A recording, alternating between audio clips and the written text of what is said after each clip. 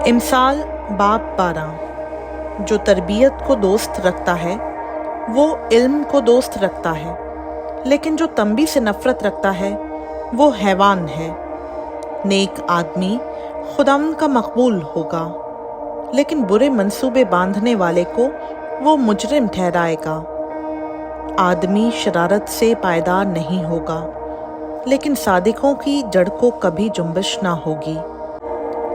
نیک عورت اپنے شوہر کے لیے تاج ہے، لیکن ندامت لانے والی اس کی ہڈیوں میں بوسیدگی کی مانند ہے۔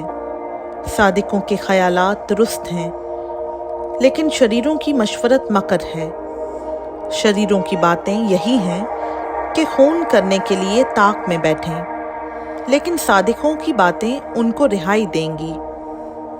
شریر پچھاڑ کھاتے اور نیست ہوتے ہیں، لیکن صادقوں کا گھر قائم رہے گا۔ آدمی کی تعریف اس کی عقل مندی کے مطابق کی جاتی ہے، لیکن بے عقل حقیر ہوگا۔ جو چھوٹا سمجھا جاتا ہے لیکن اس کے پاس ایک نوکر ہے، اس سے بہتر ہے جو اپنے آپ کو بڑا جانتا اور روٹی کا محتاج ہے۔ صادق اپنے چوپائے کی جان کا خیال رکھتا ہے، لیکن شریروں کی رحمت بھی عین ظلم ہے۔ جو اپنی زمین میں کاشتکاری کرتا ہے روٹی سے سیر ہوگا، لیکن بطالت کا پیرو بے عقل ہے۔ شریر بد کرداروں کے دام کا مشتاق ہے، لیکن صادقوں کی جڑ پھلتی ہے۔ لبوں کی خطا کاری میں شریر کے لیے پھندا ہے، لیکن صادق مصیبت سے بچ نکلے گا۔ آدمی کے کلام کا پھل اس کو نیکی سے آسودہ کرے گا، اور اس کے ہاتھوں کے کیے کی جزا اس کو ملے گی۔ احمق کی روش اس کی نظر میں درست ہے، لیکن دانا نصیحت کو سنتا ہے۔ احمق کا غضب فوراً ظاہر ہو جاتا ہے، لیکن ہوشیار ندامت کو چھپاتا ہے۔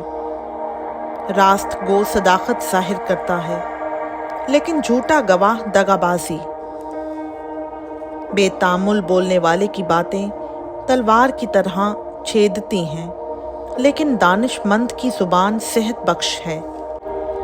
سچے ہونٹ ہمیشہ تک قائم رہیں گے، لیکن جھوٹی زبان صرف دم بھر کی ہے۔ بدی کے منصوبے باندھنے والوں کے دل میں دغا ہے، لیکن صلح کی مشورت دینے والوں کے لیے خوشی ہے۔ صادق پر کوئی آفت نہیں آئے گی، لیکن شریر بلا میں مبتلا ہوں گے۔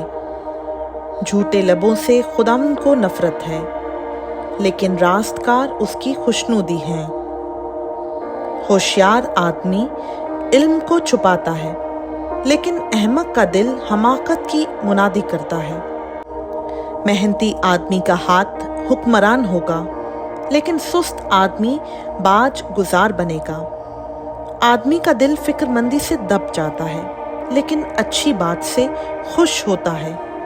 صادق اپنے ہمسائے کی رہنمائی کرتا ہے، لیکن شریروں کی روش ان کو گمراہ کر دیتی ہے۔ سست آدمی شکار پکڑ کر کباب نہیں کرتا، لیکن انسان کی گراں بہا دولت محنتی پاتا ہے۔ صداقت کی راہ میں زندگی ہے، اور اس کے راستہ میں ہرگز موت نہیں۔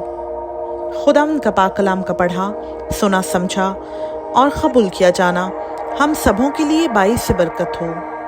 آمین۔